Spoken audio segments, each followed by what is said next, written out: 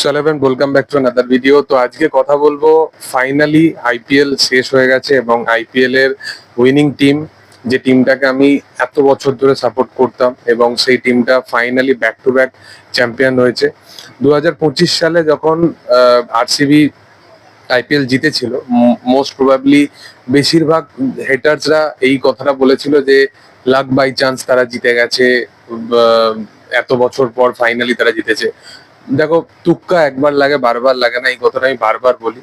এবং Virat Kohli and company, তাদের consistency, যেভাবে তারা এই প্লেইং ইলেভেনটাকে সাজিয়েছে, তারা যে এনভায়রনমেন্টটাকে ক্রিয়েট করেছে, এটা মানে প্রবাবিলিটি এমন আছে এই টিমটার মধ্যে, যদি আপকামিং দিনে কোনো বিগেস্ট লেভেলের যদি কোনো চেঞ্জেস না আসে, তাহলে এই টিমটা আগামী 3-4 বছরে যদি এরকমই কনসিস্টেন্সি বজায় রাখতে পারে, এরকমই টিম থাকতে পারে, যেটা প্রবাবিলিটি খুব চান্সেস কম, কারণ আইপিএল একটা লং টার্ম ফরম্যাট হলো যেখানে ইয়ারলি অনেক কিছু জিনিস চেঞ্জ হয়। 3-4 বছর বিরাট কোহলি ক্রিকেটের সাথে সংযুক্ত থাকবে না। অনেক সিনিয়র প্লেয়ার আছে, যেমন ভুবনেশ্বর কুমার আছে, হেজেলউড আছে, ক্রুনাল পান্ডিয়া আছে। এই সমস্ত প্লেয়াররা আগামী 3-4 বছরে আমার মনে হয় না যে ওই স্টেবিলিটি বা হয়তো আইপিএল এর সাথে কন্টিনিউ করলো না, তো এরকম একটা ব্যাপার আসতে পারে টিমের মধ্যে। বাট নো ডাউট 1-2 বছর আমার মনে হয় যে এই টিমের মধ্যে যদি বেশি কিছু ডিফারেন্ট না আসে, এই টিম আবারও কিন্তু উইনিং এবিলিটি বা কাপ জেতার মতো একটা এবিলিটি অবশ্যই রাখে। রাজাত পাতিদার এই টিমের জবে থেকে ক্যাপ্টেন্সি সামলেছে, এই টিমের যে ম্যানেজমেন্ট আছে, তাদের সবচেয়ে বড় বেস্ট ডিসিশন ছিল রাজাত পাতিদারকে।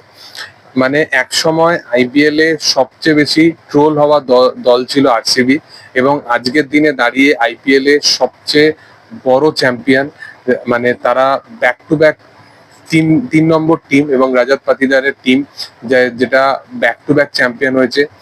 সবচেয়ে বড় কথা, আমি যখন ছোট থেকে যখন আইপিএল দেখি, এবং ফার্স্ট অফ অল যখন প্রথমত যে আইপিএল যখন দেখা স্টার্ট করি, তো তখন বিরাট কোহলি জাস্ট এসছে টিমের মধ্যে, এবং বিরাট কোহলি আমি অতটা ফ্যান ছিলাম না, কারণ একটা ডেবিউট্যান্টের কেউ ফ্যান হতে পারে না, এবং তার সম্বন্ধে আমি জানি না, সে কোথা থেকে বিলং করে জানি না। তো সেই সময় সচিন তেন্ডুলকারের বিশাল কোর ফ্যান ছিলাম, এবং সচিন তেন্ডুলকার মুম্বাই ইন্ডিয়ান্সে হয়ে খেলতো, বাট একটা ফেভারিটিজম ছিল হচ্ছে রেড কালারের ওপর। বাট ওই টার্মসটা ধরে, এবং রাহুল দ্রাবিড়, অনিল কুম্বলে, এরকম সব লেজেন্ডরা ওই টিমের সাথে অ্যাসোসিয়েট ছিল।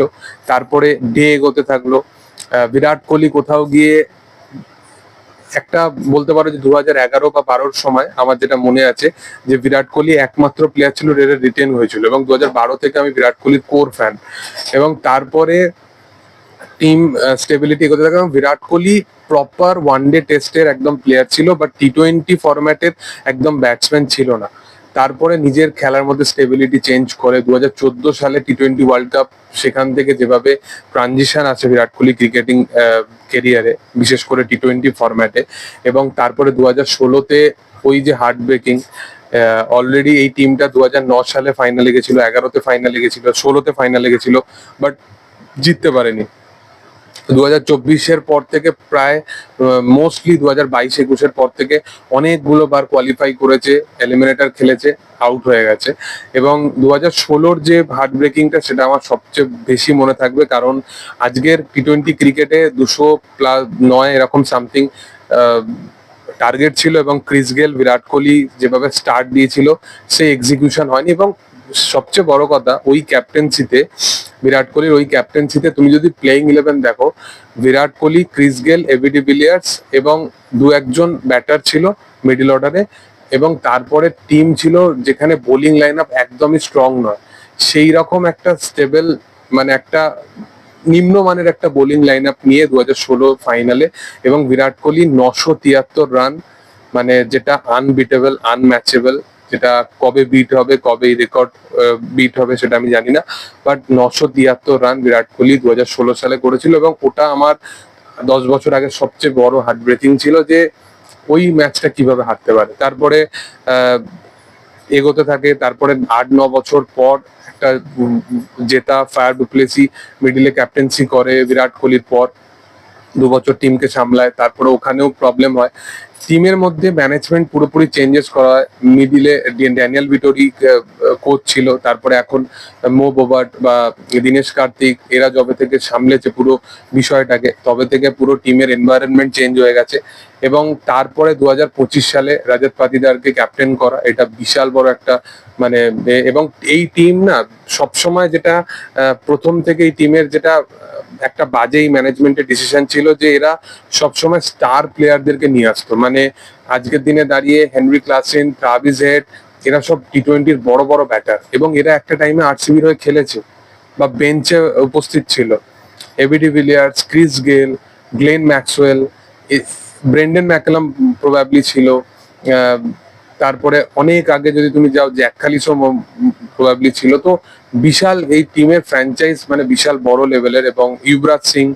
তো তারপরে এই টিম জিততে পারেনি। বাট এইবারে 2025 সালে যেটা সবচেয়ে বেশি চেঞ্জেস এনেছে এই টিমের মধ্যে, সেটা হচ্ছে যে এই টিম কিন্তু স্টার প্লেয়ারের থেকে বেশি যেটার উপরে ডিপেন্ড করে আছে যে আমাকে এই টাইমে এই মুহূর্তে কোন প্লেয়ার আমাকে ওই স্টেবল জায়গা থেকে বের করবে বা একটা স্টেবল জায়গায় নিয়ে আসবে। তুমি যদি ওপেনিং দেখো, ফিল সল্ট, বিরাট কোহলি যেভাবে স্টার্ট করেছে, এবং ভেঙ্কটেশ আইয়ার ওই ব্যাপারটাকেই কিন্তু রেখেছে ফাইনালের মধ্যে। ওরা কিন্তু ওই বিষয়টাকে আসতেই দেয়নি যে একটা বিগেস্ট ম্যাচ খেলছে। ভেঙ্কটেশ আইয়ার কিন্তু স্টার্টিং ওইভাবেই করছিল, এবং যে কটা বল পেয়েছে সব কটাই বল চালিয়ে খেলছিল, যাতে স্টার্টিং এর যে 100 রান সেটা খুব একদম ইজিলি হয়ে যায়।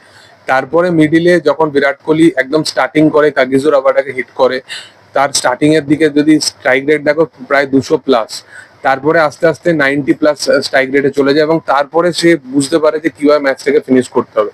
বিরাট কোহলি কেন এত বড় এক্সপিরিয়েন্সিভ প্লেয়ার এবং কেন এত বড় একজন চেস মাস্টার, সেই কারণেই, কারণ সে জানে যে কোন জায়গায় তাকে কিরকম লেভেলে খেলতে হবে। দেখো, বিরাট কোহলির সাথে অনেক প্লেয়ারের তুলনা হয় এবং আগামী দিনেও হয়তো হবে, বাট বিরাট কোহলি একটাই, বিরাট কোহলির মতো না তো কেউ ছিল না তো কেউ থাকবে চেজিং ওয়াইজ। কেন?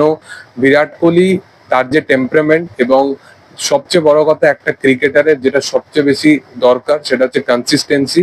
কনসিস্টেন্সি আমি আজ পর্যন্ত ওই লেভেলের, ওই ডেডিকেশন, ওরকম ফিল্ডিং, ওরকম অ্যাগ্রেশন, ওইগুলো আমি দেখিনি কারোর ক্ষেত্রে। এবং আমার মনে হয় না যে আমি আর আগামী দিনে কোনো প্লেয়ারের সাথে এতটা বেশি রিলেট করতে পারবো। তো সেই কারণে ওটা একটা আমার কাছে ইমোশন, এবং আরসিবির জেতাটাও আমার কাছে একটা বিশাল বড় ইমোশন। তো আমার মনে হয় যে আরসিবি ডিজার্ভ করতো এই বছরের আইপিএল ট্রফি। তোমাদের কি বক্তব্য? তোমাদের মতামত অনুযায়ী আরসিবি কে নিয়ে তোমাদের কি মতামত সেটা কমেন্ট সেকশনে জানাতে পারো। ভিডিও যদি ভালো লেগে থাকে তোমরা অবশ্যই লাইক, শেয়ার, সাবস্ক্রাইব করে দিও, এবং পাশে থাকা বেল আইকনটা অবশ্যই প্রেস করে দিও। Thank you all, by.